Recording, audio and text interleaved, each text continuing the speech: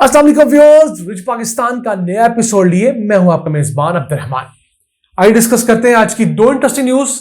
गुज़िश्ता साल तेल और गैस की होने वाली एक नई डिस्कवरी को सिस्टम के साथ शामिल कर दिया गया है, यानी उससे तेल और गैस पाकिस्तान को मिलना शुरू हुआ है। आज आपको बताएंगे कितने अरब रुपए का तेल और गैस हमारे सिस्टम में इजाफी शामिल हुआ है। जबकि आज की दूसरी खबर, पेशावर बीआरटी मंसूबा जो कि मेट्रो बस का मंसूबा है, उससे 5वां बैनुल अक़वामी अवार्ड मिला है।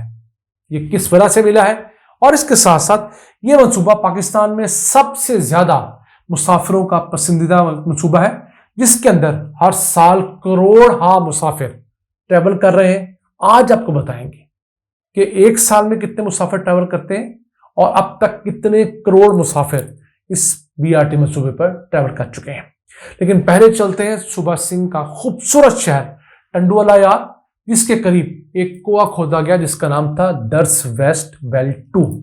इस कुएं को 2081 मीटर तक खोदा गया तो यहां से 8.5 मिलियन क्यूबिक फीट गैस निकली है, जो कि आम नेचुरल गैस है। इसके अलावा 350 बैरल तेल हासिल हो रहा है रोजाना, और इसके साथ साथ 20 मैट्रिक टन एलपीजी गैस भी हासिल हो रही है। अब इन तीनों चीजों की मालियत आलमी मार्केट में $50 मिलियन है, यानी अगर ये तीनों चीजें हम आलमी मार्केट से खरीदें तो हमें इस पे $50 मिलियन खर्च करने होंगे सालाना। अगर 280 रुपए का $1 हम अज्यूम करें तो ये जो वेल है सालाना हमें 14 से 15 अरब रुपए देगा। देखिए इतना एक वेल से हम कमाएंगे। हम अक्सर आपको बताते हैं कि इस तरह के अगर हमारे पास 100 वेल्स हो जाएं तो हमारे पास 1500 अरब रुपए का तेल और गैस प्रोड्यूस होने लगेगा। याद रखिएगा, जिन मुल्कों की प्रोडक्शन ज्यादा है वहां पर हजारों के अंदर वेल्स अंडर प्रोडक्शन होते हैं। हमारे यहां तो बमुश्किल 400 वेल्स हैं। अब इस जगह पर जो दर्स वेस्ट का ब्लॉक है, इसके अंदर पहली डिस्कवरी 2004 में हुई थी। जो पहला वेल यहां पर कामयाबी से डिस्कवर हुआ था वो जाके 2017 में हमारे सिस्टम के अंदर शामिल हुआ था। अब ये पिछले साल दिसंबर में जो वेल नंबर 2 है वो डिस्कवर हुआ और 2 महीने से भी कम अरसे में ये पाकिस्तान के सिस्टम में शामिल हुआ। क्यों? उस इलाके में गैस का इंफ्रास्ट्रक्चर मौजूद है, वहां पर तमाम नेटवर्क था, इसलिए इसे जल्दी सिस्टम के साथ शामिल कर दिया गया है। एक तो पाकिस्तान को इसका फायदा होगा कि हमें थोड़ा सा कम तेल और गैस इंपोर्ट करनी पड़ेगी, और दूसरी तरफ ये जो कंपनियां इस तरह के तेल गैस के अंदर इन्वेस्ट कर रही हैं उनके मुनाफे बढ़ेंगे। एक चीज हम आपको क्लियर करते चले, जो अक्सर हमारे नाज़रीन पे पूछते हैं कि इस तेल गैस का सिंध को या बलूचिस्तान को क्या फायदा है। जनाब, पहला फायदा यह है कि सिंध और बलूचिस्तान और खैबर पख्तूनख्वा इन तीनों सूबों की इंडस्ट्रीज को पंजाब से 3 गुना सस्ती गैस मिलती है, क्योंकि ये तीनों सूबे गैस के प्रोडक्शन में सरप्लस है। तो इनके यहां जो गैस है वो पंजाब से 3 गुना सस्ती मिलती है इंडस्ट्री को। और दूसरा फायदा क्या है, अब इन तमाम सूबों को अरब रुपए की ऑयल गैस प्रोडक्शन पर रॉयल्टीज सरचार्जेस मिलते हैं। अगर हम सूबा सिंध की बात करें तो उसे पिछले साल 63 अरब रुपए ऑयल और गैस सेक्टर से रॉयल्टीज और सरचार्जेस की मद में मौसूल हुए। पंजाब को यह रकम शायद 5 से 10 अरब रुपए में मुश्किल मिली होगी। तो एक तरफ सिंध के हमारे भाइयों को जॉब्स मिलती हैं, वहां पर जिन लोगों की जमीन के अंदर से तेल गैस निकलता है उनको किराया मिलता है, और तीसरा हुकूमत सिंध को अरब रुपए की आमदन होती है। अब वो आमदन कहां खर्च होती है उसका ना मैं जिम्मेदार हूं ना आप, ये तो आपकी सिंध हुकूमत ही जवाब दे सकती है कि किस हद तक वो मुतल्लिका जिले में इस्तेमाल होती है। उसूलन जिस जिले के अंदर से तेल और गैस निकलता है उस जिले को रॉयल्टी जाती है, ताकि उस जिले के अंदर पानी, सेहत, तालीम की सहूलियात को बेहतर किया जाए। मैं समझता हूं इस मामले में शफाफियत लाने की बहुत जरूरत है। मुकामी आबादी को पता होना चाहिए कि हमारे इलाके से कितना तेल गैस सालाना निकलता है, उसकी कितनी रॉयल्टी हमारे डिप्टी कमिश्नर के अकाउंट में आती है और वो कितने पैसे कहां खर्च करता है। ये बहुत बड़ा ग्रे एरिया है, लोगों को पता नहीं है। डिप्टी कमिश्नर एमएनएस एमपीएस के साथ मिलकर उनकी स्कीम्स शुरू कर लेते हैं, लेकिन आम पब्लिक तक इसकी खबर नहीं पहुंचती। आइए चलते हैं आज की दूसरी अहम खबर, पेशावर बीआरटी जिसका इफ्तिताह हुआ था 13 अगस्त 2020 को।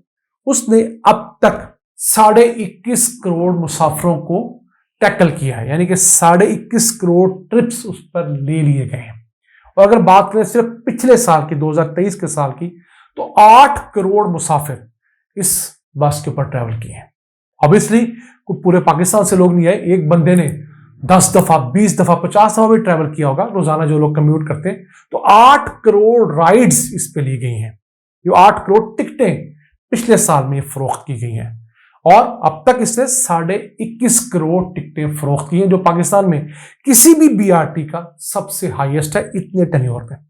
इसी के साथ जो लाहौर की मेट्रो ट्रेन है वो शुरू हुई थी, उसका इफ्तिताह हुआ था 25 अक्टूबर सन 2020 को। तो मेट्रो ट्रेन ने पिछले साल के अगस्त के महीने तक 10 करोड़ लोगों को सहूलियत दी थी। कहां 10 करोड़ और कहां 21.5 करोड़, 2 गुना से ज्यादा लोग जो है पिशावर बीआरटी पे बैठ रहे हैं लाहौर की ओरियन लाइन के इस पर।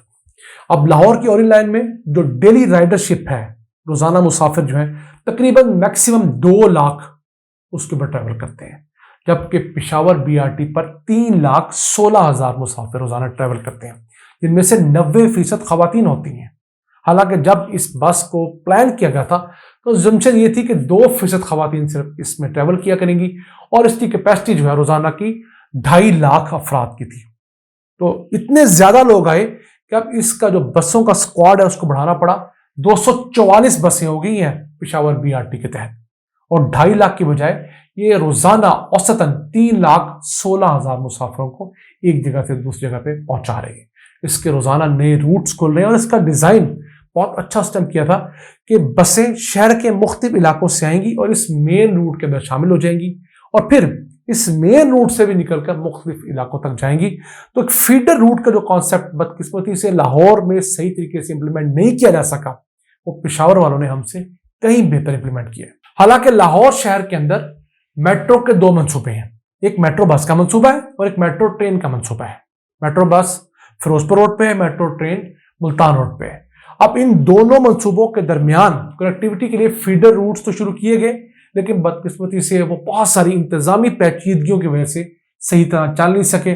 फिर मेट्रो बस का एक अलग इंतजाम था, मेट्रो ट्रेन का अलग था, फीडर रूट्स का अंदर अजीब सी खिचड़ी पकी हुई थी। इस वजह से इतनी राइडरशिप इन मंसूबों को नहीं मिली। हालांकि जितनी आबादी लाहौर की है पिशावर से कम 3-4 गुना ज्यादा, तो यहां पर तो 10 करोड़ की बजाय 30-40 करोड़ मुसाफिर ट्रैवल करने चाहिए। अब इस मेट्रो बस की खासियत ये भी है कि इसके नीचे एक बाइसाइकिल लेन भी है, यानी कि अगर आप बस में नहीं सफर करना चाहते, थोड़ा सस्ता सफर करना चाहते हैं, तो साइकिल रेंट पे ले लीजिए। साइकिल के यूज में 44% इजाफा रिकॉर्ड किया गया है। पिछले साल 2023 में 2 लाख राइड्स ली गई हैं साइकिल की, जो कि उससे 1 साल पहले 1,40,000 थी। और तो और इस बस सर्विस ने 35 करोड़ रुपए टिकटों के अलावा इश्तिहारात की मद में भी कमाए। इसके जो स्टॉप्स हैं वहां पर जो एलईडीज लगी हैं, वहां पर मुख्तलिफ जगह पर जो इश्तिहारात के लिए ऑप्शंस हैं, एडवर्टीजमेंट से पैसे कमाए हैं। अभी इसका एक और source of income as such कामयाब नहीं हो सका। वो था कि इसके स्टॉप्स के ऊपर मुख्तलिफ प्लाजे बन रहे थे और बिजनेस हब्स बन रहे थे, वो भी उस तरह कामयाब नहीं हुआ। लेकिन ओवरऑल इस मंसूबे ने बड़ा अच्छा इम्पैक्ट दिया है, स्पेशली पेशावर शहर को। और फिर इस मंसूबे की वजह से 504 पुरानी बसों को उन मालिकान से खरीद कर जाया कर दिया गया है, ताकि वो बसें दोबारा फील्ड में सड़क पर आए ही ना, उनको डिसमेंटल कर दिया गया है। उस सबब भी इस रूट के ऊपर लोग जो है अब इस बस को प्रेफर करते हैं। एसी बस है और डीजल हाइब्रिड बसेस हैं। और जो लेटेस्ट इसको अवार्ड मिला है वो भी इसी वजह से मिला है कि उन्होंने 504 पुरानी बसेस की जगह पर ये लेटेस्ट डीजल हाइब्रिड बसेस इस रूट पर चलाई हैं, जिससे लोगों को भी फायदा हो रहा है और माहौलियात वो भी बेहतर हो रहे हैं। नाज़रीन, ये था आज का एपिसोड। हमें उम्मीद है आपको पसंद आया होगा। अपनी सजेशंस, अपनी आराज़ में आगाह रखा करें। अपने मेज़बान अब्दुल रहमान को इजाज़त दीजिए। अल्लाह ने के बाद।